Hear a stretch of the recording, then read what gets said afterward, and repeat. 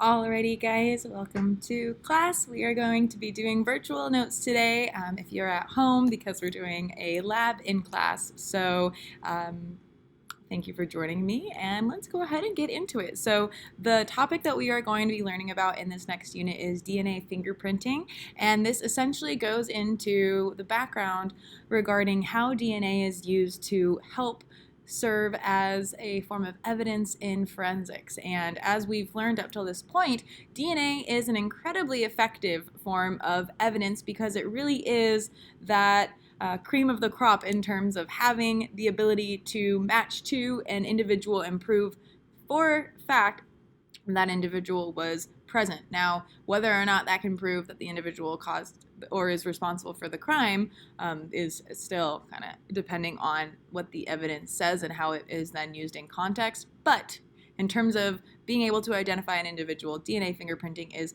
very, very helpful. So let's go ahead and just jump in here. So we're going to start by watching a short video on how DNA actually changed the world of forensics. And if you remember the hair video that we watched a little bit earlier, this will definitely touch on some of those notes that were discussed from the hair science and the media. So I think it connects pretty well to our last unit here.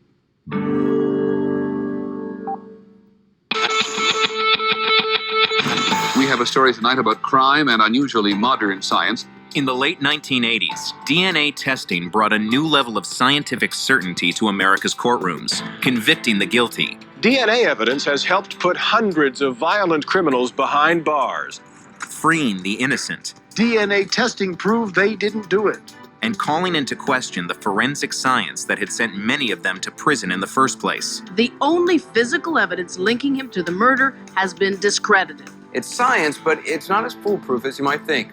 Before DNA, the criminal justice system had long relied on microscopic hair analysis, a forensic technique whose impact is only beginning to become clear. We started asking ourselves, what do we know?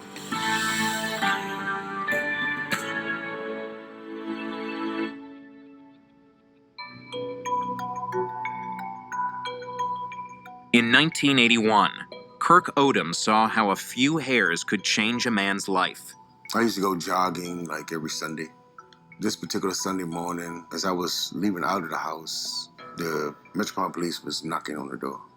The police had noticed Odom a few weeks earlier when they were scouring the neighborhood for a suspect who broke into a woman's apartment and raped her at gunpoint. The policeman said, "Oh, he looks a little bit like a composite sketch I saw of the rapist." I told them that I was at home in bed, and my moms can verify that, but they didn't believe me. The victim soon picked Odom out of a lineup, though her identification was called into question. She only had a fleeting opportunity to see the perpetrator. But the police had another piece of evidence, a hair found on the victim's nightgown. They didn't give me any information. They just wanted hair from my groin area. They wanted hair from the top of my head. The police sent the hairs to the FBI's renowned crime lab.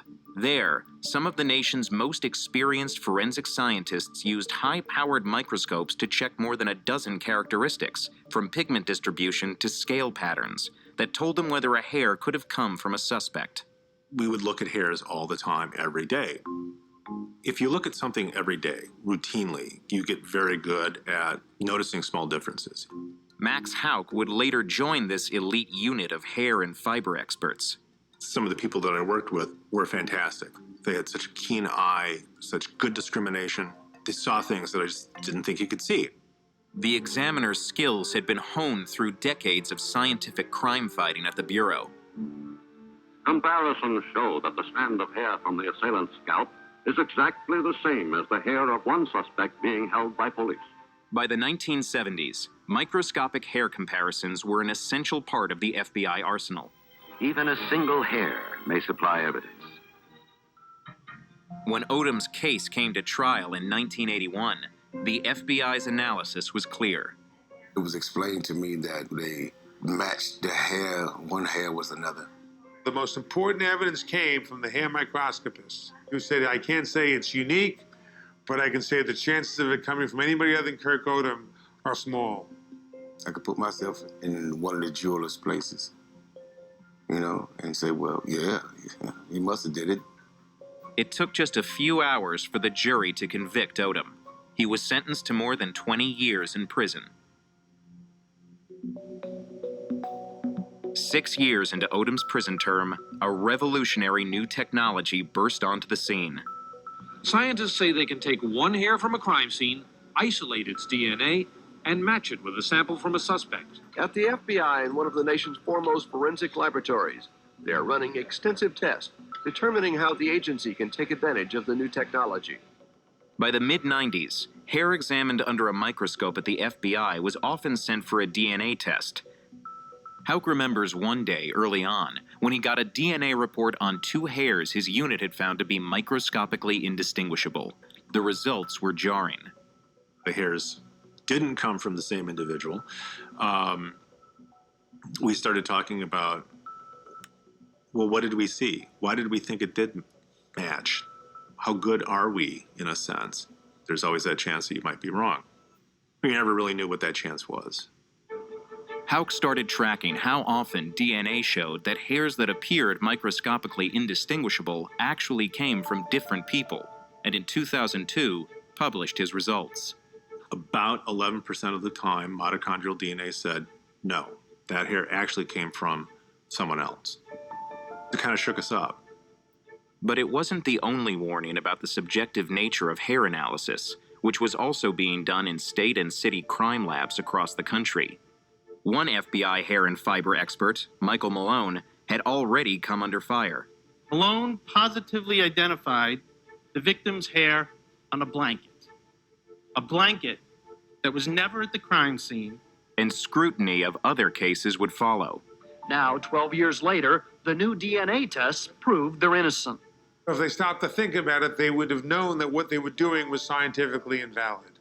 But no one did it. Just let it go. Since the early 90s, Peter Neufeld and the Innocence Project had been using DNA analysis to retest crime scene evidence in old cases and free wrongly convicted prisoners. And by 2012, the numbers were startling. According to the Innocence Project, nearly a quarter of the more than 300 people exonerated by DNA had been convicted in part by hair analysis. So how did an accepted forensic technique lead to so many problems? It's not like DNA, where they can say 1 in 1.8 billion. There aren't any statistics. That's the essential dilemma that a hair examiner is in. I can't put a number to it. There was absolutely a disconnect between what I could say as a scientist and what the prosecutors or the defense attorneys wanted me to say. While FBI lab reports typically stated that hair analysis wasn't a means of positive identification, on the witness stand, some examiners made it sound like it was, by implying a near certain match or by using unsubstantiated statistics. The manager of the Montana State Crime Lab testified there was a 1 in 10,000 chance that hairs found at the scene did not come from Bromgard. In Kirk Odom's case, the prosecutor explained that the FBI analyst had examined thousands of hairs during his long career and only rarely found hairs he couldn't tell apart. If you have no numbers, how can you use words like remote or extremely rare? And that's what they were doing with great frequency. Saying things like, I've worked a lot of cases, or I've looked at thousands of hairs. Some of those phrases are the ones we were told to use. And no one ever said, don't say that. That's not good science. Lay lawyers and lay judges and lay jurors simply didn't understand it and accepted it as God. Many jurors were primed to accept testimony about forensics like hair analysis, having seen it used in crime fiction, from Sherlock Holmes Traces of it on a few strands of hair. to modern TV dramas. Evenly distributed pigment granules, same dye job. In other words, both Ellen Wolf. By 2012, hair evidence was making headlines for another reason. 3 high-profile exonerations featured in a Washington Post investigation of flawed hair testimony, and all 3 men had been convicted in part by hair analysis done by the FBI. One of the men was Kirk Odom, who had already served his entire sentence by the time he received the news. 3 different crimes, 3 different men, all exonerated, 3 different FBI examiners. In fact, in one of the 3 cases, it was actually the chair of the FBI hair unit. That's when the FBI began to really worry. The FBI says it's now going through thousands of other cases from the days before DNA testing to see whether witnesses or prosecutors exaggerated the significance of the FBI's hair analysis. Dozens of these people are currently on death row. One execution was shut down hours before they were going to execute the man in Mississippi. Neufeld and the Innocence Project are working with the FBI in this landmark review of more than 2,500 cases. I fully expect that in 90 to 95% of those cases, the FBI will conclude that their own agents provided scientifically invalid erroneous testimony. Even if that's the case, it doesn't mean the convictions will be overturned. Other evidence may still uphold the original verdicts. The FBI, which wouldn't comment on Neufeld's prediction, says prosecutors and defense attorneys will review the evidence and help determine if any other suspects were wrongfully convicted, like Kirk Odom, who spent 22 years in prison. I didn't get a chance to raise my daughter. She barely knows me, and that really hurts. DNA testing of the crime scene evidence not only exonerated Odom, it also led to another suspect, who escaped prosecution because the statute of limitations had expired. That man committed another sex offense just 2 weeks after Odom was sentenced. In each and every case where we've identified the real perpetrator, with one exception, okay, he or she committed other serious violent crimes during those intervening years. So you want to get it right, make it more scientific to make the system more reliable and ultimately more just. It's that simple.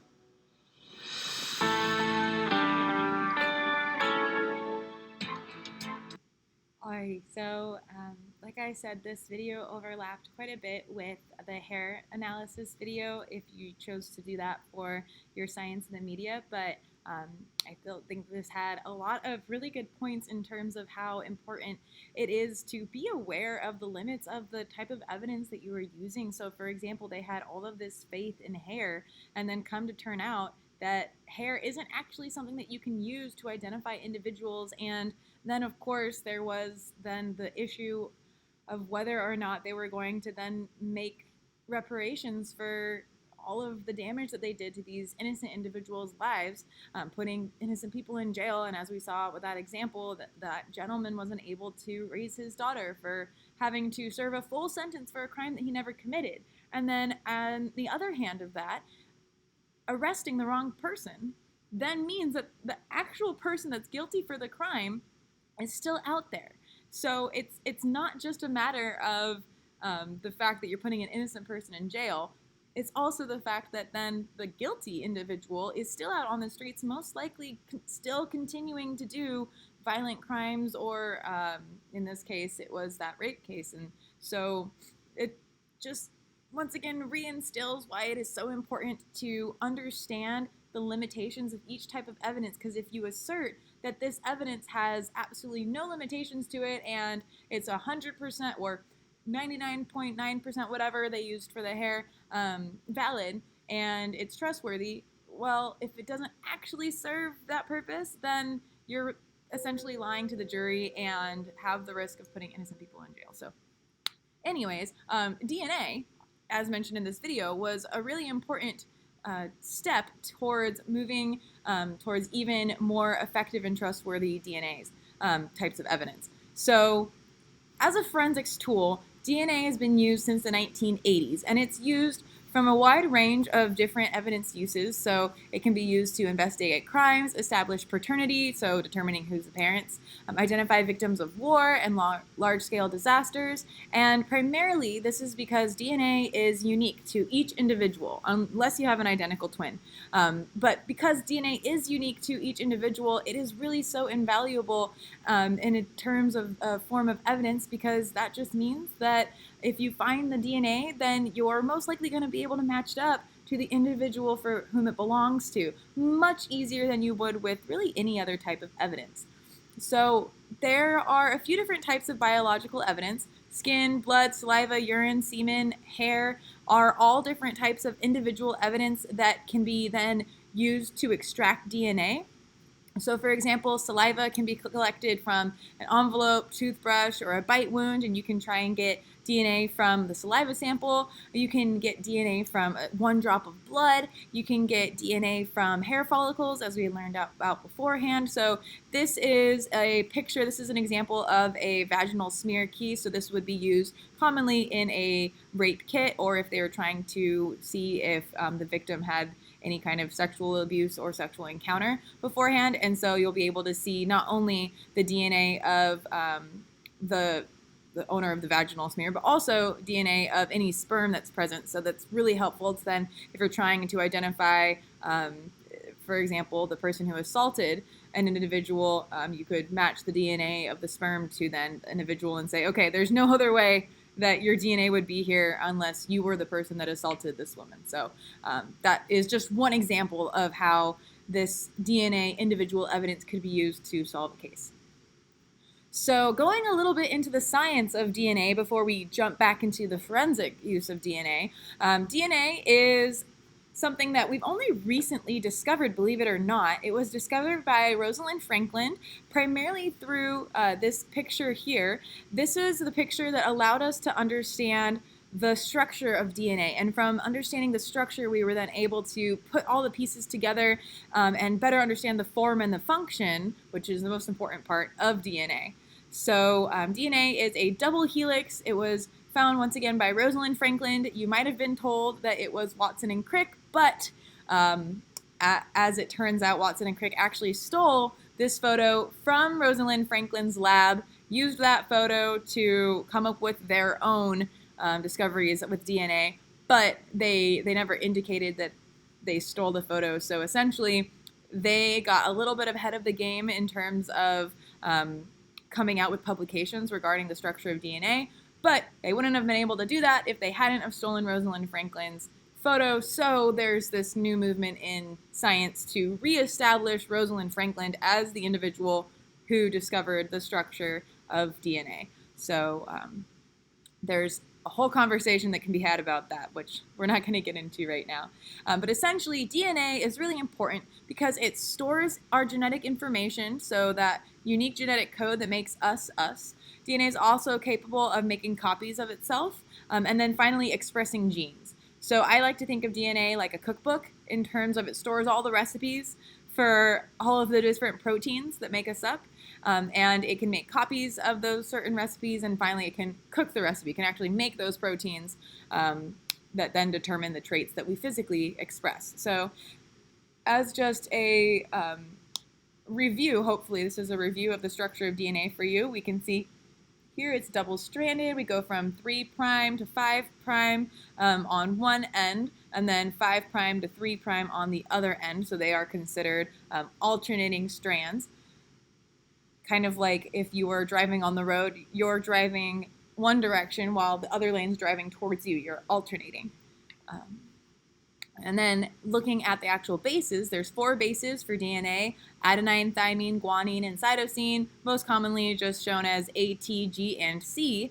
And these nitrogenous bases will pair with each other, always the same thing. T will always pair with A, G will always pair with S. And the reason that that is has to do with the number of hydrogen bonds that can form. So A and T will form 2 hydrogen bonds, while G and C will form 3 hydrogen bonds. So that primarily determines then who is able to pair with whom. And then in terms of the 5' or 3', what determines that just has to do with whether or not there's a phosphate molecule on the end. So if there's a phosphate molecule on the end, you've got a 5'. If there is no phosphate molecule on the end, then you are a 3'. And once again, that just determines the direction of the strand. So going over the structure of nucleotides, once again, we have the base, that's the A, T, G, or C.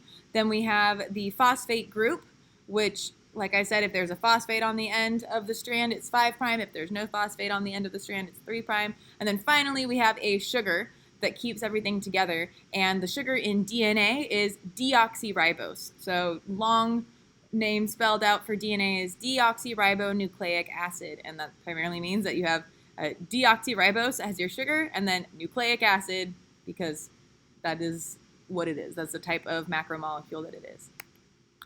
So looking at the structure of the nitrogenous bases one more time, A pairs with T and G pairs with C, primarily based off of the shape of the bases themselves and the number of hydrogen bonds that can be made between them. So once again, T and A have 2 hydrogen bonds, G and C have 3 hydrogen bonds. And these hydrogen bonds are made between the 2 different bases. That's known as a base pair. So A and T is a base pair, G and C is a base pair. And these strands are complementary just because they pair together. So that's really self-explanatory. They complement each other, they pair together. They're anti-parallel, which means that they go in alternating directions, just like I had explained with the example of you being on one side of the road, somebody else driving opposite direction, just like DNA strands. We run anti-parallel to each other. And then finally, once again, those hydrogen bonds that are forming between the nitrogenous bases are really important to the function of DNA because these hydrogen bonds are weak, which means that they can be separated pretty easily in terms of then moving the strands around for replication. Sorry. Okay, so one final picture just to review the structure of DNA.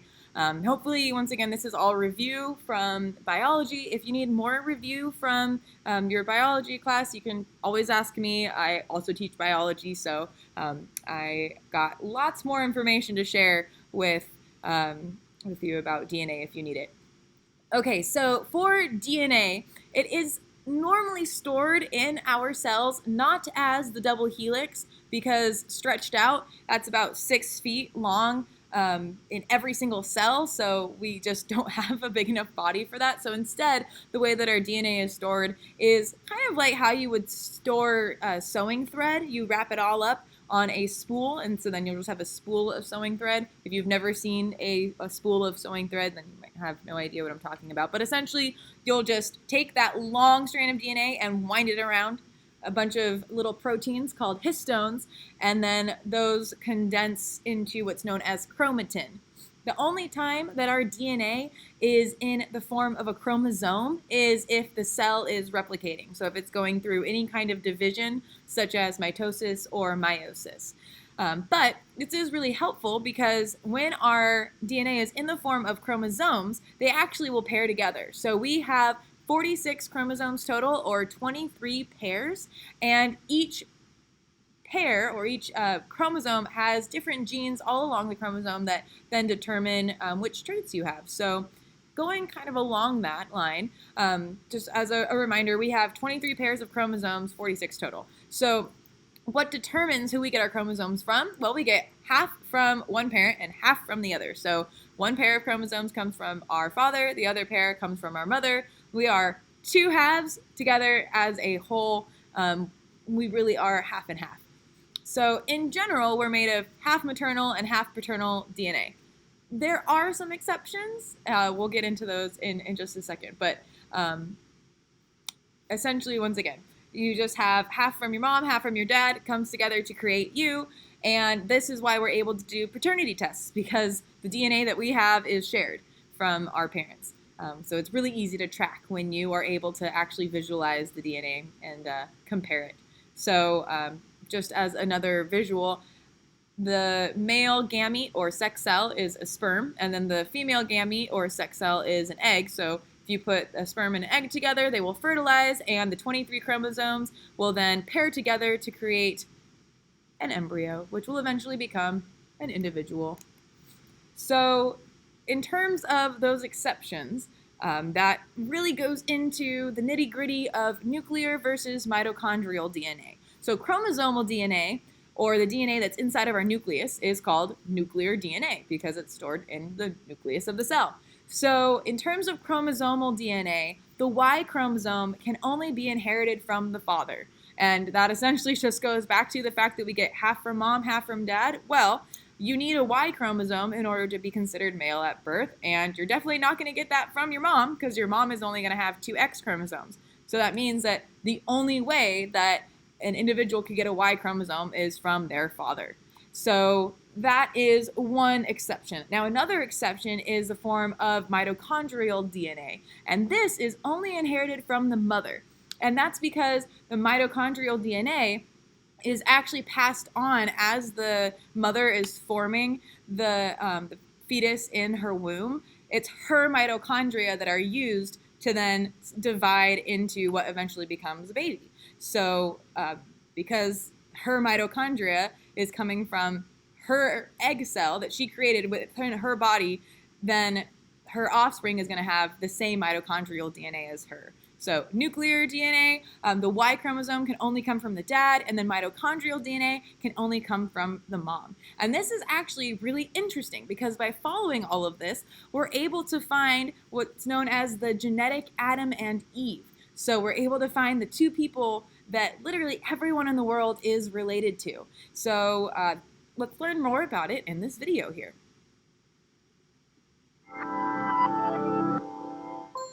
You have the materials inside you right now to unlock the story of your deep, distant ancestry. And also mine. That's partly because you have mitochondria in your cells, and you got them only from your mother, not your father. And if on your 23rd pair of chromosomes you have an X and a Y, like I do, rather than an X and an X, then you got that Y chromosome only from your father. Together, these two facts mean that there's an unbroken line of mothers and mothers' mothers who passed down the DNA in their mitochondria for hundreds of millennia, creating a biological thread that connects you to a single female ancestor, regardless of your gender. And it also means that there's a lineage of fathers and fathers' fathers who passed on their Y chromosome uninterrupted, leading back to a single male ancestor. Okay, now I know what this might sound like. I'm not talking about the first two people. I'm talking about two humans who lived at different times in the distant past, about 200,000 to 300,000 years ago. I'm talking about two people who never met, but who, because of this odd quirk of genetics, combined with some unique evolutionary circumstances, managed to pass on a very small fraction of their genomes to you, and to me, to all of us. And this is an incredibly powerful tool for studying where we all came from. We're only beginning to understand the legacy of these two people to whom we're all related. It's a legacy that goes back some 10,000 generations.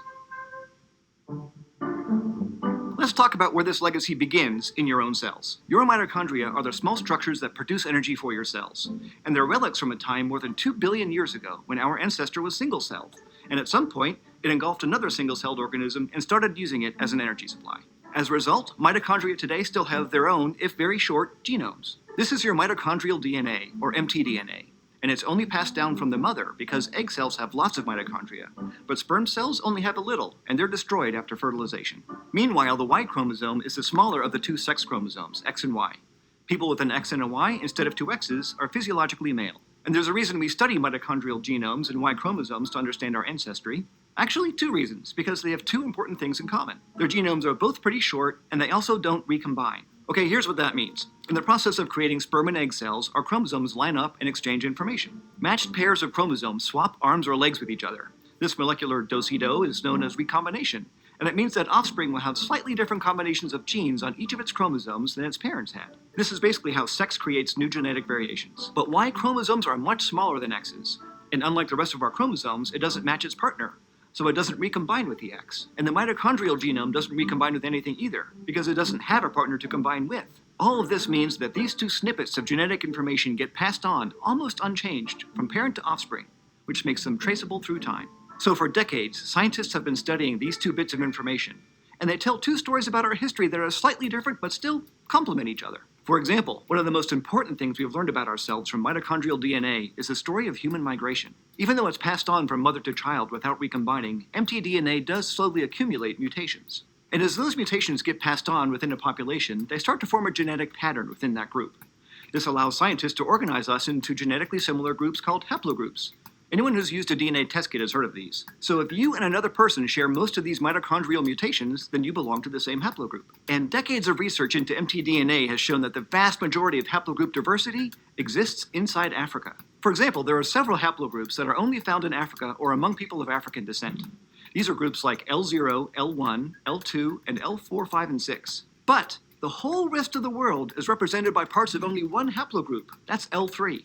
So if you're of non-African descent, you belong to L3, which contains lots of subgroups like K, M, N, and R, which are found among populations outside Africa. But there are even more subgroups of L3 found within Africa. So what does all this tell us?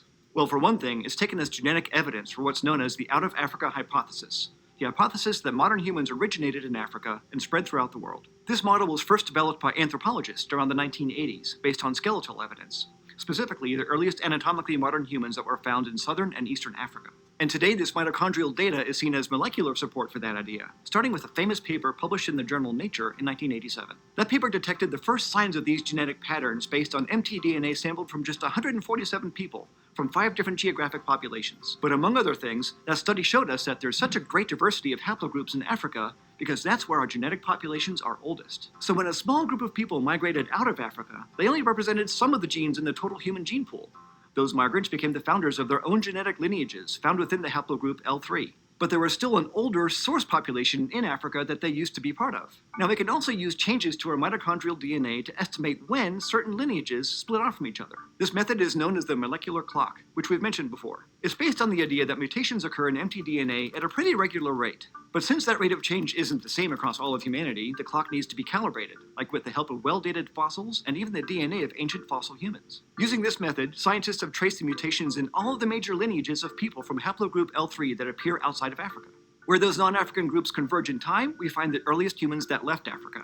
And the data suggests that this happened around 70,000 years ago. And going back even further, it appears that all known haplogroups converge at a single female ancestor who lived roughly 200,000 years ago. So our mitochondrial ancestor can tell us a great deal about where we came from and when. But we also have to talk about what she can't tell us. She isn't the first woman of our species, or the first anatomically modern human, or anyone really special for that matter. For one thing, there's evidence of modern humans as far back as 300,000 years ago in northern Africa. So we know our species was around long before this woman lived, for thousands of generations. But their mtDNA just didn't make it to the present day. The fact that one woman passed on her mitochondrial genome to all of us is really just a matter of chance. Think of it this way. In any given generation, a woman might have sons but not daughters. And if she only has sons, that means none of her mitochondrial DNA will get passed on. So our mitochondrial ancestor is the only person who managed to have one or more female offspring, who in turn also had female offspring in an unbroken line for the past 200,000 years, by sheer chance. Now, naturally, there are a lot of limitations to what mtDNA can tell us. The dates it provides us aren't very precise, and the genomes themselves are small, representing a tiny fraction of the information that's in our whole genome. And of course, they only tell us about half the population, females. So while mtDNA was crucial as an early source of genetic data, as sequencing methods started to improve, scientists began studying the other non-recombining stretch of DNA, the Y chromosome. And much of this work was done in the early 2000s. And just as mtDNA can shed light on the growth and spread of certain maternal bloodlines, the Y chromosome can tell us about the migration patterns of some groups of men. For example, a pair of studies in 2010 and 2013 sequenced both the Y chromosomes and mtDNA from 2,740 people across Indonesia. And the results showed that a surprising amount of Y chromosome DNA came from far away, like China, India, Arabia, and even Europe, especially in Indonesia's western islands. On the island of Borneo, for instance, the presence of the Y haplogroup known as OM7 seems to be the fingerprint of immigration of men from Han Dynasty China about 2,000 years ago. But in those same men, their mitochondrial DNA more closely resembled local haplogroups. So that suggests that, at least over the past few thousand years, men have been arriving from elsewhere and pairing up with local women. And when it comes to how far back this Y chromosome goes, the latest molecular clock calibrations now suggest that our Y chromosomal ancestor lived about 200,000 to 300,000 years ago. Much like with our mitochondrial ancestor, this guy must have had at least one male offspring, who in turn had more males, in an unbroken line for hundreds of millennia. Now, we don't really understand why these two individuals left the indelible mark that they have in our genomes. One idea is that there might have been a boom in the human population around 200,000 years ago in Africa, when our species happened to be doing very well for itself. If that were the case, then the offspring of both of those people may just have been more likely to survive and pass on their DNA. Or in the case of our Y chromosome ancestor, it could be that he had a sort of Genghis Khan thing going on, having many kids, some of whom were sons who also went on to have many kids. But the story that these two people can tell us ends when they were born, because we can't trace their genetic trail any further back in time. So to probe the origins of anatomically modern humans, we need earlier sources of data. Remember, the Y chromosome and the mitochondrial genome represent just a small fragment of the human genome. So to understand the whole range of human diversity, we need to study the whole range of human diversity. Luckily, this is the 21st century, and we no longer have to sequence tiny stretches of individual genomes by hand. We can sequence whole genomes, and quickly. So as our technology and methods improve, we may soon be able to reach beyond the lives of these two ancestors into the even deeper past. But even when we do, each of us will continue to carry the molecular legacy of one man and one woman who managed to make their mark on all of humanity. Alrighty, so even though this isn't necessarily specific to forensics, I did think it was really interesting that we're now able to learn so much about our history through DNA. So it shows not only does it have so many applications in science, but also that we are really more similar to each other than we thought. We all have common ancestors. Literally, we can find and track down to one individual in terms of women and men. So I don't know, I thought that was just really interesting. And also, I enjoyed that it did explain a little bit more about how we get our own genetic fingerprint. So going into this, having our chromosomes and analyzing them, knowing what's on our chromosomes, all of that information is really helpful for the sake of DNA fingerprinting. So looking at a chromosome analysis or a chromosome panel is known as karyotyping, which can reveal a lot of information, but gender is one of the most common things, primarily because of how easy it is to tell if you have two X chromosomes or an X and a Y chromosome, because once again, the Y chromosome is really short. It doesn't really have much genetic material on it other than the genetic material that contributes to creating a male. So XY is, once again, the karyotype for an individual who is male at birth, while XX is female. So on our chromosomes, we have many genes. Essentially, a gene is a DNA sequence that has instructions to determine a characteristic. So you could have a gene for eye color or a gene for hair color.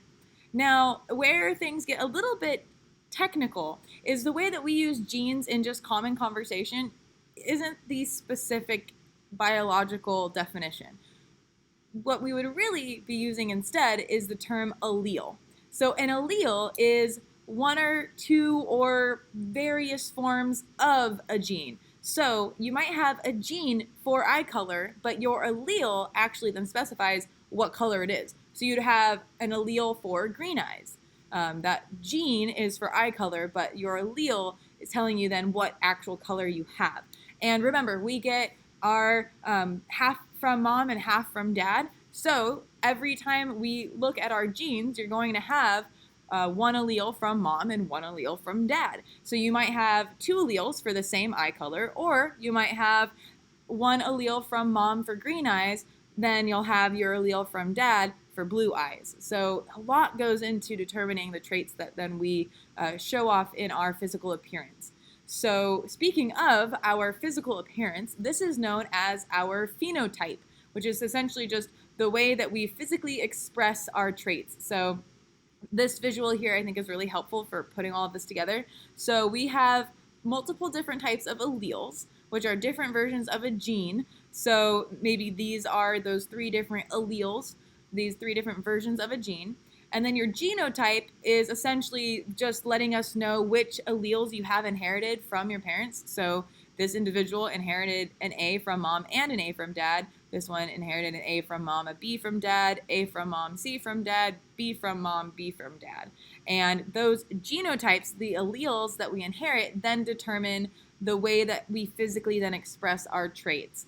So you can see the different genotypes have then different phenotypes as well. So some alleles might be dominant, some alleles might be recessive, and this can also then interplay to then determine what our phenotype is. The standard rule is that if you have a dominant allele present, that's going to be the trait that is reflected in your appearance. You can only have a recessive allele presented if there is no dominant allele. So essentially that means that you're going to need two recessive alleles sometimes, or just one recessive allele, and then no other allele present. So there's a lot of different ways that this can manifest genetically, but primarily if something is dominant, then that's really what you're going to show. If it's recessive, then you need two recessive alleles so that you can actually reflect that trait in your phenotype. So we'll get more into that. So looking at the human genome in general, a human genome really is just the term that we use to explain all of the DNA in a cell. So looking at the human genome, it's actually really a bunch of fluff. Only 1.5% of the human genome are considered what's known as an exon, which is the part of the genome that actually leaves the nucleus, it exits the nucleus to then be translated into proteins. And it's this step of translating something into a protein that then causes it to be physically expressed. So essentially what this means is that only 1.5% of our DNA actually codes for a trait that is expressed. The rest of it, the other 98.5%, is what's known as an intron, which is a part of the DNA that stays inside the nucleus. It doesn't really do anything. It doesn't get translated into proteins. It just kind of hangs out there. So this is known as non-coding DNA because it's not coding for anything. It's just fluff.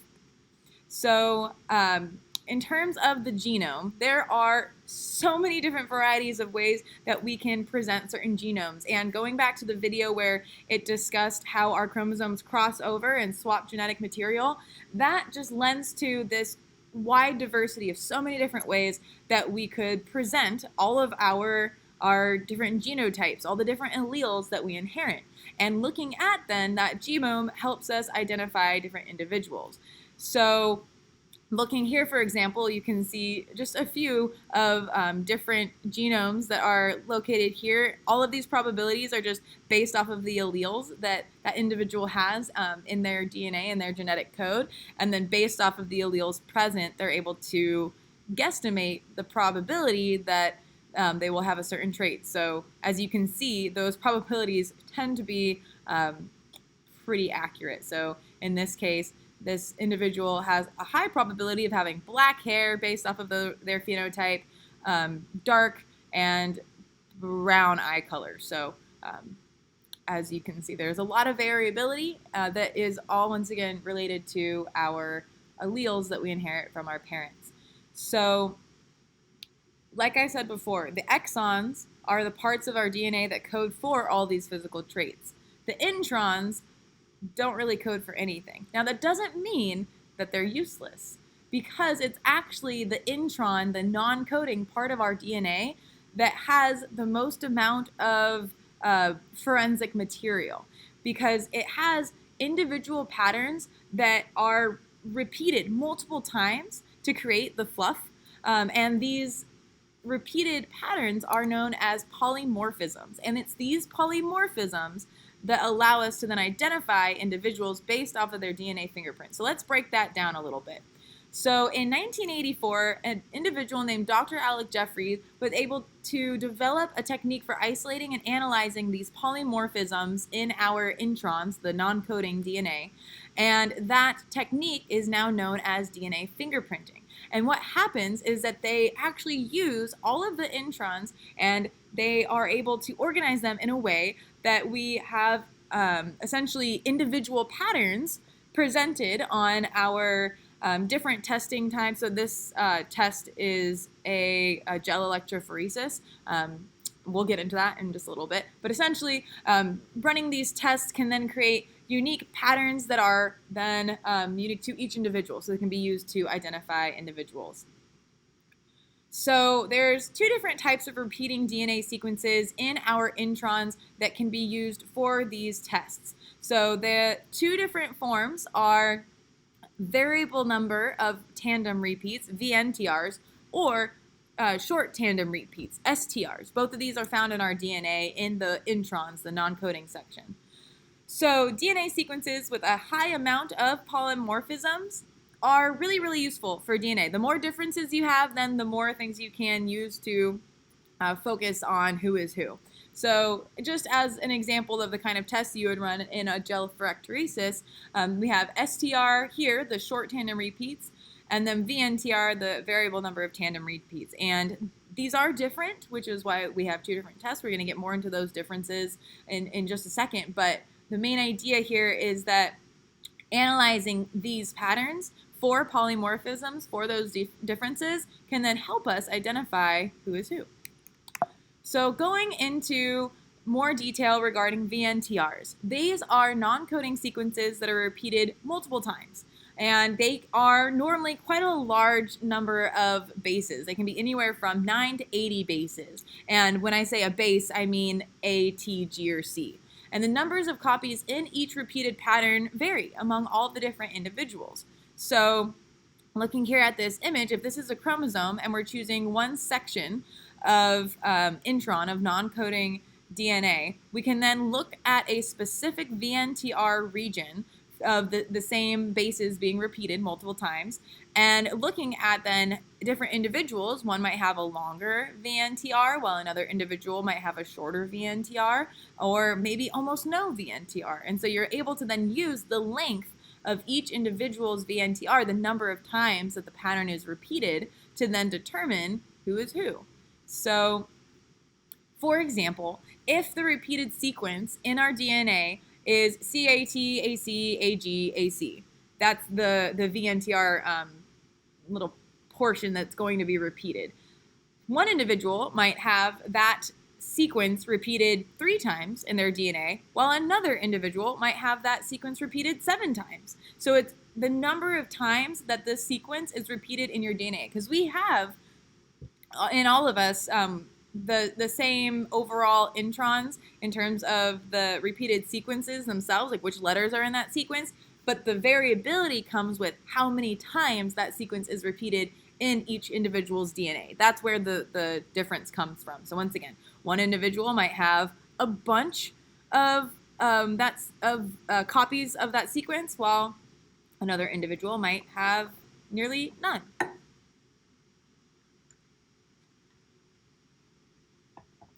Okay, so going into then the other form, the short tandem repeats, this is becoming the norm in forensic science because shorter just means it's easier to work with and they're able to get results a little bit faster. So STR is a short sequence of non-coding DNA, which is only about 2 to 5 base pairs in length. So VNTR was like 9 to 80. STRs are only 2 to 5 base pairs in length, so they're much shorter. And like I said before, they're becoming the preferred method just because they're easier to use. So very, very similar, though, to the VNTR, it's how many times that short sequence is repeated that is the difference between each individual. So, for example, this individual has 7 repeats of this STR sequence AGAT. This individual has 4 repeats of it, and this individual has 12 repeats. So comparing the number of repeats is what allows us to determine whose DNA is who. So just as another example here, if the sequence that's being repeated is CTA, one individual might have 5 copies of the sequence, another might have 6, and another might have 7. So this is just a comparison visual. You guys are welcome to pause and read through more of the differences between the VNTR and STR. There's a few different numbers of how many base pairs it has, but essentially VNTRs are much longer, STRs are much shorter, but they're both repeated sequences of nucleotides that vary between individuals. So because of the variability of these VNTRs and STRs, a DNA fingerprint can then be developed of really any kind of biological sample that we're able to get. And the main reason for this is twofold. One would be for tissue matching, if you were to find any tissue or biological samples in a crime scene. And then the other would be for inheritance matching, trying to figure out who a child belongs to, who the parents are, paternity testing, etc. So tissue matching is really useful when we're trying to match the biological sample found at a crime scene to a suspect. And so eventually you just have to find the same band pattern. So looking at the patterns that are created by looking at those VNTRs and STRs, you're able to then compare which of the suspects have the same DNA as the biological sample found at the crime scene. So looking here, we can see that suspect 3 is most likely the best match to the bloodstain from the crime scene, just by comparing the width of these bands and the overall pattern. And then inheritance matching, like I said before, is helpful because it helps us figure out who the parents are of a child. And as a reminder, because we inherit half of our DNA from mom and half of our DNA from dad, well, as a child, you should then be able to track where the DNA is coming from. So in this example here, if we look at the child's DNA, we can see these in purple come from the mom. And so that's already established. So now what we're trying to do is find out where these ones match. Do they match to male 1 or male 2? Well, it's pretty easy to see. Male 2 doesn't have these 2 sequences, which means that there's no way that they could be the father of this child because they don't have the same DNA, but this wouldn't come from mom because she doesn't have it either. So it's got to come from someone, which means that male 1 is much more likely because they share all of the chromosome patterns that child doesn't get from their mother. Meanwhile, once again, male 2 doesn't have all of the chromosome patterns, so they cannot be the biological father. Blood typing is also really helpful for identifying individuals. In terms of blood typing, there are a lot of different variations in terms of determining your blood type. So you can have A positive, A negative, B positive, B negative, so on and so forth, with O negative being the universal donor. And that really has to do with the antigens that are present on your red blood cells, the antibodies present, and your overall then, the antigens and the antibodies. There's some other parts of that as well, but for simplicity's sake, you can do a blood typing test, and then just based off that test, based off of the proteins, antigens, antibodies present, it'll have different reactions on the blood typing test, and that's how you're able to tell. You can also use blood typing to determine if there's multiple individuals available at a scene, because if you have 4 different blood types, then you know that there's 4 different people there. It can also be used for paternity testing if you want to determine a child's blood type and then determine the blood type of potential parents. You can then match it up that way. So a lot can be done with blood typing. So one of the really important aspects, though, when it comes to trying to figure out where to put myself here, when it comes to trying to establish a DNA fingerprint and match it to an individual and say with certainty that this person matches this sample, so they are thus the individual we're looking for, is you have to be aware of how many people in the world have certain genes. Because if you are trying to compare to very, very similar individuals in a population where almost everybody has similar genes, well, it's going to be a lot harder to say that that is 100% the person you're looking for, versus if it's one individual who has traits that are very different from the rest of the population, it would probably be easier to say, okay, well, this is the only person here that has this trait, so we're going to say it's that person, if that makes sense. So what this is called statistically is population genetics. And population genetics is just the study of a variation of genes in a group of individuals. So the proportion of people in the population who have a specific characteristic then just determines how frequently you're going to see it, and then using that information based off of how frequently you're going, or expecting at least, to see that trait in a population will help you make those matches. So one really common one is eye color. So brown eyes are the most common eye color in the world. About 50% of the world's population have brown eyes. Blue eyes is much rarer, and it tends to be in the Northern Europe area, so only about 8% of people in the world have blue eyes. Hazel eyes are also pretty rare. 5 to 8% of the world population have hazel eyes. Green eyes are the rarest color found in the world. Only about 2% have green eyes, and this is really common in Northern and Central Europe. Silver eyes and amber eyes are also some different variations that you might see, but those are really just variations of blues and hazel and brown. So lots of different eye colors that you can then create population genetics based off of. So looking at a map of the population genetics for different traits, these are for hair color and eye color.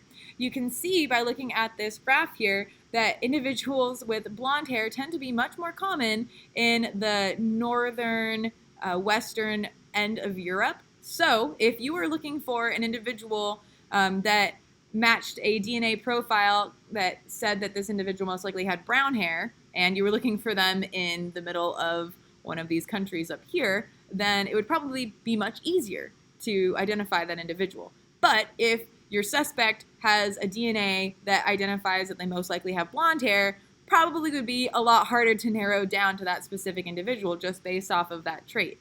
But as you can see, there are regional differences based off of the just general trend in who has this trait and how common is it in the general population.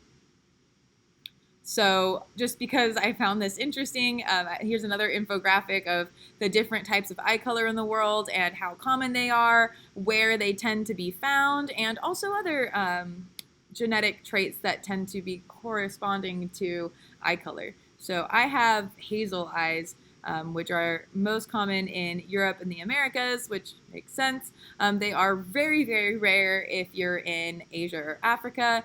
And 74% of hazel eyes have a brown ring around the pupil, which kind of look like mine. Well, actually, no. Mine are the opposite. Mine have, let me look at my eye. Maybe I'll get a good picture here and I can show you guys.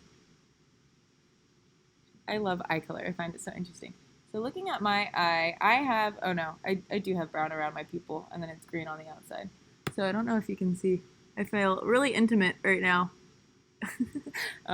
My eyes are following the 74% with my brown ring around my pupil and then the green towards the outer side. So anyways, as an example, curious to see the other eye colors in this classroom next time we meet. Okay, so going into population genetics a little bit more, it's really important to refer to a database with information compiled from the population that you are in to then be able to determine the frequency of the traits that you are looking for. So then calculations are done to determine the probability that a random person in the population has the same allele as a suspect found in a crime. So once again, if you are in a population where almost everybody has blonde hair and your suspect has blonde hair, well then there's a really high probability that a random person might also have the same allele as the person that is a suspect. Meanwhile, if you're in a population where nobody has blonde hair and your suspect you think has blonde hair, well then it's probably going to be a lot easier to say that it's not just any random person, that it is that individual. Hopefully this makes sense. So one way that we're able to take DNA and physically look at it, analyze it, get the information out of it is through what's known as PCR. So when we take DNA, DNA tends to be a pretty small amount of evidence. It's otherwise considered trace evidence. So one problem with trace evidence is that you might have to destroy the entire sample in order to get access to the DNA. And sometimes we want to be able to do multiple tests with that DNA. So what we do is we make copies of the DNA. We can make billions of copies of the DNA using a process known as polymerase chain reaction, or PCR for short. And it's essentially, like I said before, uses this process to make billions of copies of DNA in order to allow us to run a bunch of different tests without having to worry about consuming or using up all of the DNA that we have in our sample, which can be really helpful if you need to do a lot of different tests. So the way that this works is essentially we take the DNA sample and we find that location of interest, so VNTRs or SCRs. We'll find that, and then we have to do what's known as denaturation, where we essentially force the DNA to separate into single strands. Remember, this is easy because of those hydrogen bonds. And then we have primers that are created in the lab, and those primers are designed to match with a specific part of the DNA that we are trying to make a copy of.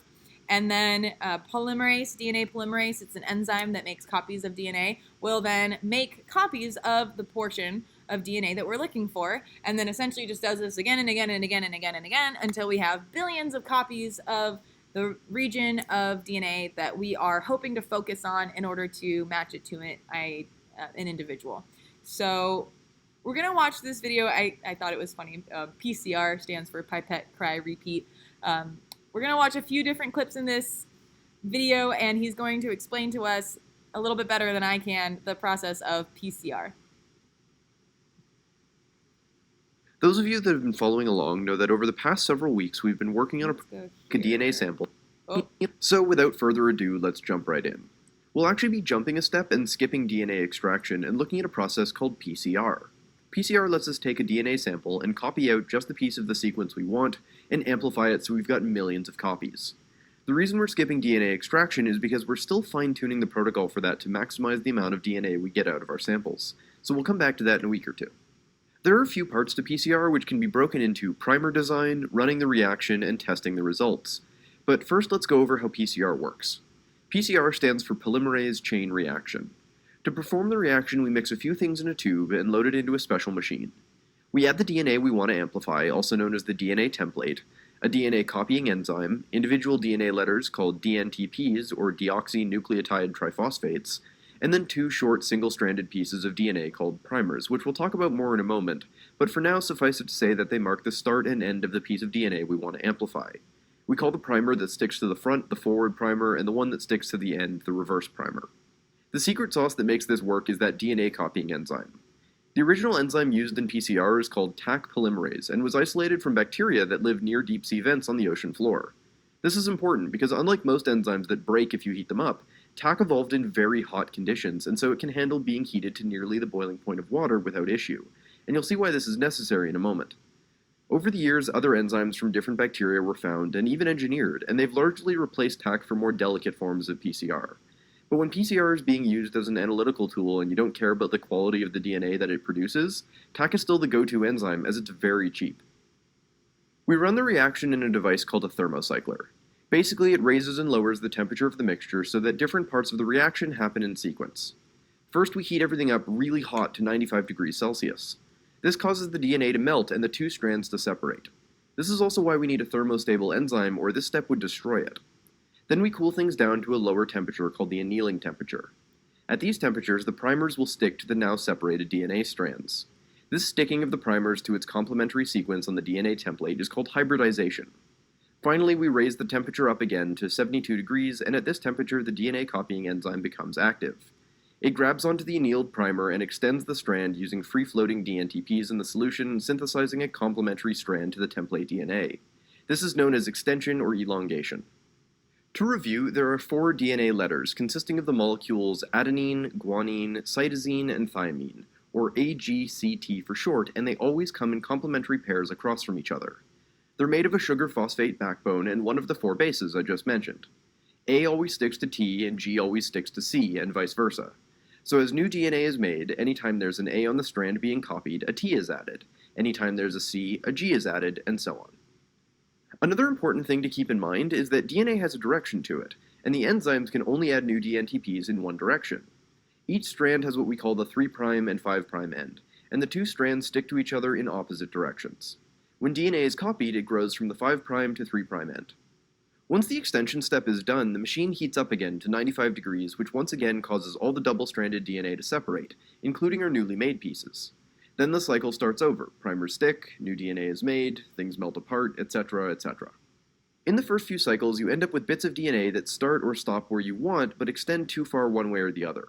This is because primers only stick to one spot each, so there's nothing to tell the enzyme when to stop copying. But as you keep doing this, you start ending up with pieces that either only start where the starting primer stuck, or only end where the end primer stuck. Let's look at a specific example. Let's say you have a strand that the forward primer stuck to. One of the halves is the original DNA template and extends in both directions, but the half that the primer stuck to only starts where the primer annealed. When it melts apart, a forward primer will stick to the original half again, and a reverse primer will stick to the new half. Let's ignore the half that the forward primer stuck to. When the reverse primer sticks and the DNA is extended in the 3' direction, you end up with a piece of DNA that is exactly the part you want, because once it hits the end of the sequence, there's nothing more for it to copy, and the enzyme just falls off. Now, when this strand melts and a new primer sticks, the only thing that can be copied is the part you want. Because the reaction is full of primers, this massively favors these perfect pieces, as more and more of them start to form and get copied exponentially. Another thing that helps is that we know how fast the enzyme adds new letters as it makes new DNA, so we set the thermocycler to only be at the extension temperature for the amount of time it's going to take to make the piece we want. That way, we don't end up with many of the initial overextended copies that are too long and waste reagents. Okay, now that we know how this works, let's start with primer design. To do that, I'm using an online tool called Genome Compiler. Great resources online to help you choose an enzyme. To make our mix, we add a small amount of each primer to the tube, as well as a few nanograms worth of the template DNA, though the amount of DNA solution you add will vary based on the concentration. Since we're doing a bunch of reactions in this clip, we made a tube of master mix that contains our buffer, enzyme, and DNTPs. In this case, we diluted the 5x buffer to 1x, and added enough DNTPs so that their final concentration was 200 micromolar, as well as 0.6 microliters of the Q5 enzyme for a final volume of 60 microliters. Then we add 15 microliters of this mix to each of our reactions. Once that's done, we close up the tubes and load them into our thermocycler. Next, we set the parameters of the machine. Our settings were heat at 95°C for 4 minutes, heat at 95°C for another 30 seconds, drop the temp to 68°C for the primer annealing for 30 seconds, raise the temp to 72 for extension for 3 minutes, and then cycle back to step 2 20 times. Finally, we do one last extension step to make sure there's no weird single-stranded stuff, then the machine drops to 4°C for storage until someone can unload the machine and throw the tubes into the freezer until we can test them. And that's pretty much all there is to it. Just load up the machine and let it run. All that's left is to test the results, and to do that we run a gel. We've talked about running a gel in a previous video briefly, and we'll do a more in-depth video about it soon. But the TLDR is that we put a sample of our PCR reaction into a block of gel made of a material called agarose, and then use electricity to pull it through the gel from the top to the bottom. Next to our test, we run a control sample called the ladder made of pieces of DNA of known size. The gel has been stained with a dye that binds to DNA, so we can see it when we shine a UV light on it. Smaller pieces of DNA move through the gel faster and end up closer to the bottom by the time we turn off the electricity. We can then compare how far our DNA sample moves through the gel relative to the ladder, and from that we can see the size of any piece of DNA that got amplified. If they're the right size, then our PCR was successful. So what was the result of our latest PCR reactions? Well, let's start with the G418. Here you see 3 identical bands from 3 different tests we ran at different annealing temperatures.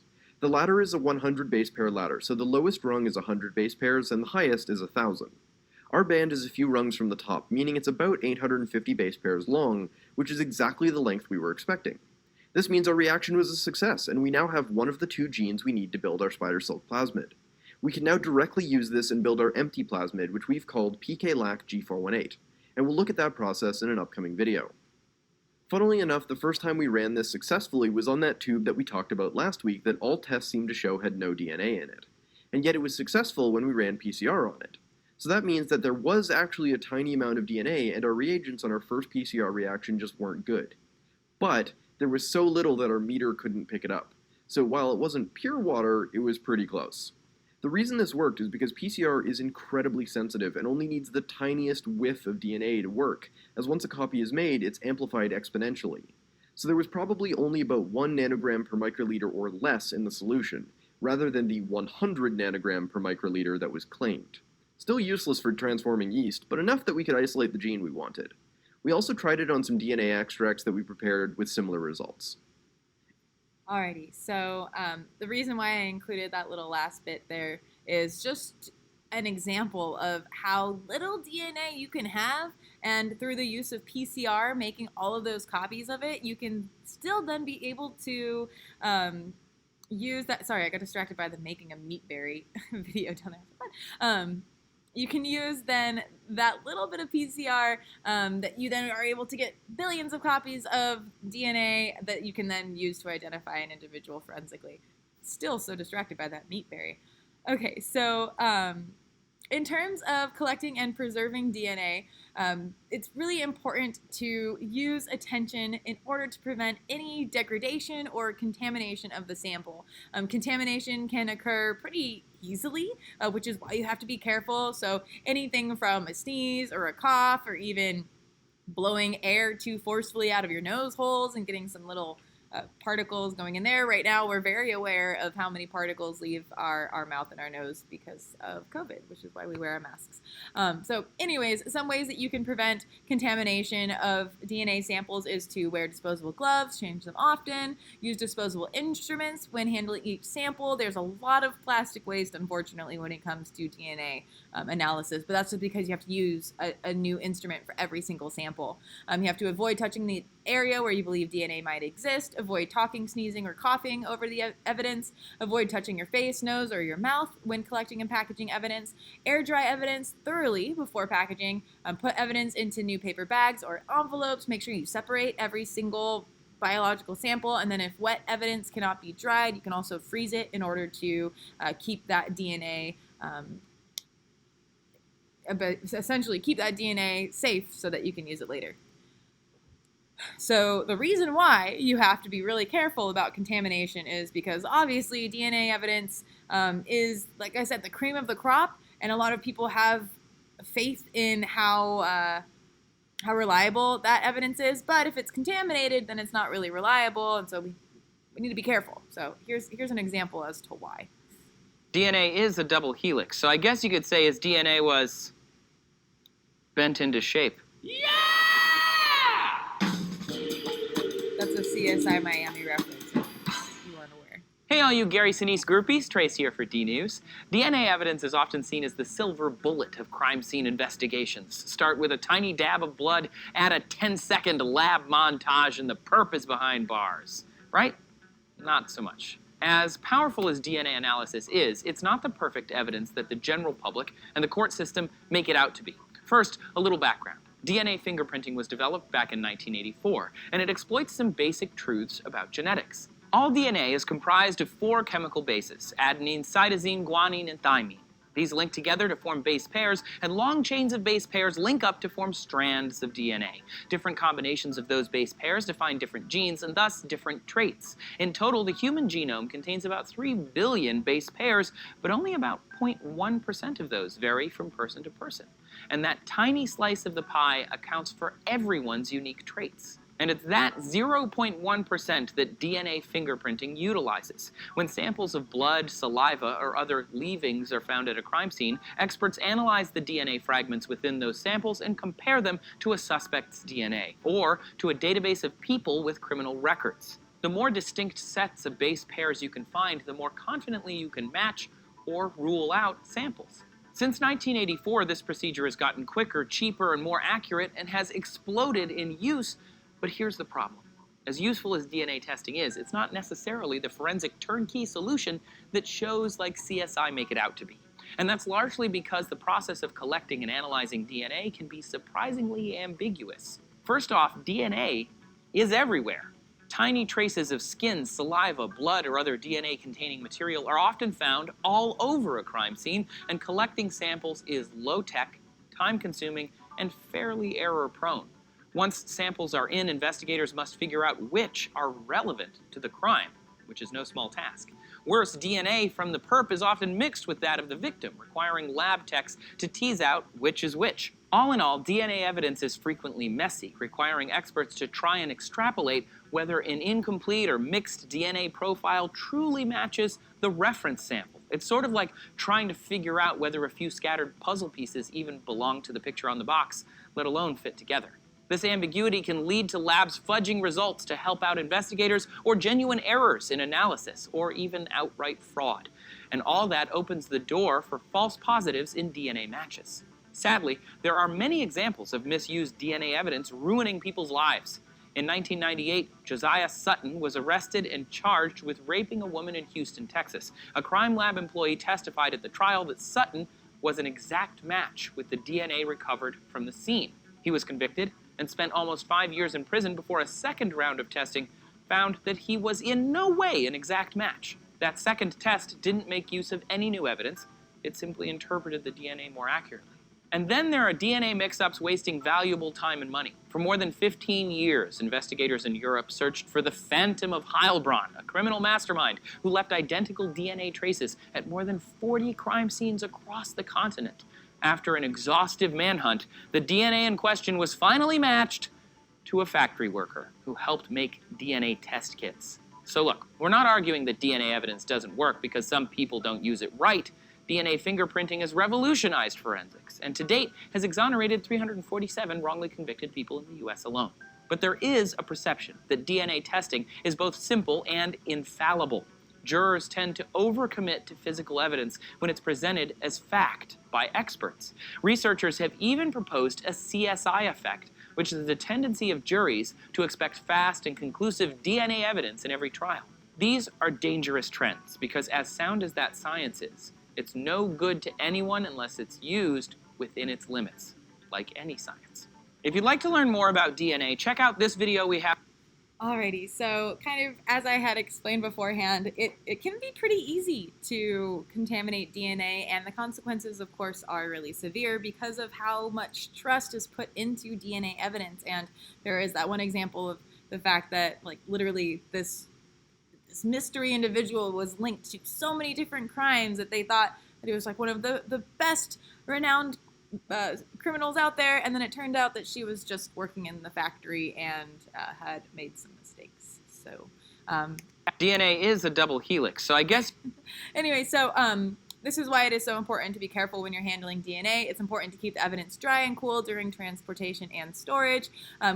If we remember way back to the very beginning of forensics, last semester when we were learning about preserving evidence, moisture is not something that we want to encourage because it can actually cause mold growth, which would then damage DNA. Direct sunlight, those UV rays, and warm conditions are also really harmful to DNA. So you want to keep it cold, frozen, preferably in the dark, and dry.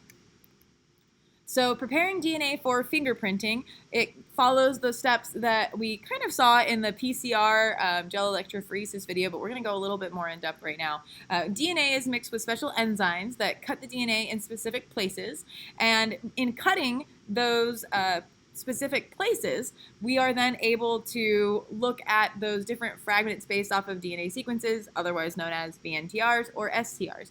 So different enzymes cut the DNA in different places. So here's one example here. The EcoRI enzyme cuts at the G and the A, and then the SMAI enzyme cuts right in the middle here. So using the process of gel electrophoresis, that gel that then had all the banded patterns that we've seen a few times now, these different size fragments are then able to be separated based off of their size. And this creates different band patterns, which is then known as our DNA fingerprint, and then that's what we're able to use to identify individuals. So as you can see here, the steps go from getting the actual DNA sample. It doesn't have to be blood, but that's always a good option. Then you use the restriction enzymes to cut the DNA into all of those different sized fragments, and then you'll label it with probes so that you can get then a nice fingerprint. So let's go through a little bit more in depth those steps. So just as a reminder, we have extraction, where the DNA is taken out of the cells. Restriction fragments are then used to we use enzymes to then cut the DNA into restriction fragments. Amplification can be used by using PCR to make all of those copies, so we have even more to work with to do our samples. And then electrophoresis is when we actually then create that band pattern, and the rule of it all is that the smaller the fragment, the faster it moves. So for extraction, we have to get that DNA out of the nucleus. So normally what happens is some kind of solution is used to get the cells and all of the tissues kind of out of the way, and then just have the DNA precipitated or turned into a solid and separated from the rest of the cells. So we are actually going to do this in class. We're going to do a cell, we're going to do a DNA extraction lab from strawberries. There we go. That's to then help us kind of see this step at least. For restriction fragments, you would use different types of restriction enzymes that find different patterns of bases, which are known as restriction sites, and then they cut the DNA at that location, and then depending on the length of those fragments, once again, the VNTRs or STRs, that then will determine each individual's unique DNA fingerprinting. So these enzymes that we'll use to cut the DNA are actually enzymes that are produced by bacteria. They'll use these enzymes to defend themselves against invading viruses because they'll release the enzymes to cut up the virus's DNA. So we're actually able to use this bacterial tool as a forensics tool. And once again, different enzymes cut in different places.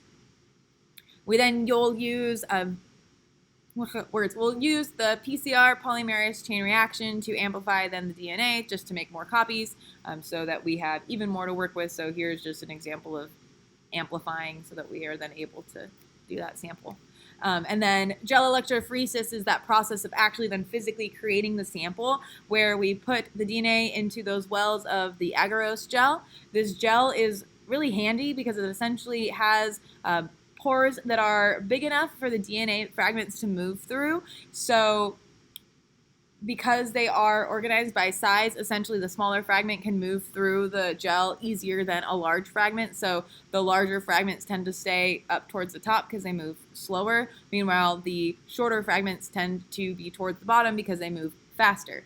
So the way that we're able to actually get the DNA to move is by running an electric current through the gel, and that's because DNA actually has a negative charge. So by running an electric current from the gel, the DNA will move from a positive end, or rather, they'll move from a negative end at the very top towards the positive end because they have a negative charge. They're attracted to the positive end at the end of the well, the electrophoresis, so it'll just move downwards. And once again, size determines where it ends up on the gel electrophoresis, and once again, the size of the fragment just depends on each individual's polymorphisms or VNTR and STR lengths. Lots of words. So here's a short video that goes into the actual process of electrophoresis. One of the most common methods for visualizing and identifying DNA fragments is called agarose gel electrophoresis. With just a small gel like this, which feels a bit like thick jello, we can explore the world of DNA. I'm Dr. Alex Danis with Mini PCR Bio, and today we're going to explore this important laboratory technique. Electrophoresis is a long word that means carried by electricity. In the lab, it refers to the movement of molecules like DNA, RNA, or protein mobilized by an electric field through some kind of substance. One of the most common uses of electrophoresis is to use an agarose gel to separate pieces of DNA in order to visualize them and determine their sizes. Today, we're going to take an in-depth look at that process. In any gel electrophoresis setup, there are two electrodes, a positive electrode near one side of the gel and a negative electrode near the other. When we turn the power supply on, the two electrodes create a difference in charge on the two sides of the gel. This creates an electric field through the gel. How electrophoresis separates molecules is affected by the molecule's size and charge. Charge causes a molecule to move through an electrophoresis gel as it is attracted to the oppositely charged pole. Positively charged molecules are pulled towards the negative electrode, negatively charged molecules are pulled towards the positive electrode, and neutral molecules won't move at all. Because DNA is negatively charged, it will always move towards the positive electrode. In an electric field with no obstacles, all fragments of DNA would move at the same speed towards the positive electrode. But scientists want to separate DNA fragments by size, so in gel electrophoresis, they add them to a gel full of irregular holes and pores, almost like a sponge. When moving through such a complex substance, the size of the DNA fragment determines how quickly it moves. Short pieces of DNA will move quickly through the gel, zipping through all of the pores without difficulty, while long pieces of DNA will encounter more hurdles moving through the small pores, making them move more slowly through the gel. The short pieces will travel quickly towards the far side of the gel, while the longer pieces will move more slowly and travel a smaller distance in the gel. In this way, we can use gel electrophoresis to separate a DNA sample based on size. Now that we know what happens in gel electrophoresis, let's talk about how we actually perform this technique in the lab. First, we need to make our gel. DNA electrophoresis gels are usually made from agarose, a long polysaccharide molecule extracted from seaweed. Making a gel is a bit like making jello. You dissolve a powder in a liquid, boil it, and allow it to cool and thicken in a mold. To create an agarose gel, we dissolve agarose in an electrophoresis buffer, boil it, and add it to a gel casting tray. Typically, agarose comes as a powder, but it also sometimes comes as a pre-weighed tablet. We usually also add a DNA stain at this step to make visualization of our samples easier later on. To learn more about gel pouring, you can watch our How to Pour a Gel video linked below. In order to see our sample in the gel, we first need somewhere to add the DNA. To accomplish this, we place a comb at one end of the gel. Here, we have poured two gels. When the gel cools and hardens, we pull this comb out of the gel and small wells are left behind. The wells are like little pockets in the gel, and they're how we put our DNA into the gel at the start of an electrophoresis run. When the gel is cooled, we place it into a gel electrophoresis chamber. We cover the gel with running buffer, which helps to conduct electricity. Before adding a DNA sample to our gel, we mix it with a loading dye, though often this dye is already added. This dye is more dense than the running buffer that the gel sits in, so when we carefully pipette the mixture into the wells at one end of the gel, the DNA will sink to the bottom. The color of the dye lets you see that your samples have been loaded properly into the wells. The dye is also negatively charged and tinted so that we can more easily track the movement of molecules through the gel. Once our samples are loaded, we will close the lid and turn on the power. Here, we're using the blue gel from Mini PCR Bio, which combines an electrophoresis chamber and visualization system. The blue gel will take about 20 minutes to run. Once the gel has run, we need a way to visualize our DNA. Many different DNA stains can be used for gel electrophoresis, but they all bind to DNA and make the DNA visible. These stains are different from the loading dyes we discussed before because they bind directly to the DNA. Using fluorescent stains, we can visualize our DNA just by turning on a safe blue light. Here in our blue gel electrophoresis system, we can simply turn on the light to visualize our DNA and directly capture images using a smartphone, without transferring the gel to a second location. Using a dark hood can help to see the bands in a bright room. We can even use our phones to make a movie of our gel as it is running. Because the DNA runs in a straight line from the well towards the far end of the gel, we call each region of the gel that a single DNA sample runs through a lane. Here, the lanes in the middle of the gel represent the DNA in each of our samples. Here, we have a lane with two bright stripes called bands. Each band is actually billions of DNA fragments, all of the same length, that all moved through the gel together at the same speed because of their identical sizes. All of this DNA started in the well here and traveled in this direction through the gel. How quickly a DNA fragment moves through the gel compared to another can tell us how big they are in comparison to one another. For example, in this lane, this band, labeled A, has moved farther through the gel than band B, so I know that the DNA in band A is smaller than the DNA in band B. But usually, we want to know the actual length of the fragments of DNA we are separating. To better assess the size of our DNA fragments, we typically add a DNA ladder to one of the wells. In this gel, the ladder is in the leftmost lane. A ladder is a sample of prepared DNA fragments of known lengths that acts like a ruler we can later compare our DNA samples to. The smallest fragment, which is only 100 base pairs, will move the farthest through the gel, then the 200 base pair fragment, the 300 base pair fragment, etc. To determine the size of each band, we can compare them to our ladder. One band contains DNA that is about 250 base pairs long, and the other contains DNA that is about 150 base pairs long. If we look in the next lane, we can see one band that is about 400 base pairs long. DNA electrophoresis allows you to check and see if a piece of DNA of a specific size is present in your sample or not. This can help you figure out the likely identity of that piece of DNA, helping to confirm an infection, identify an individual by DNA fingerprinting, and more. It is especially useful after PCR to confirm whether or not you amplified a desired piece of DNA. You can learn more about PCR by watching our video linked below. Alrighty, so hopefully that explained a little bit better than just my words were able to in terms of the process of gel electrophoresis. We were going to be doing this with, I'm pretty sure, these exact kits.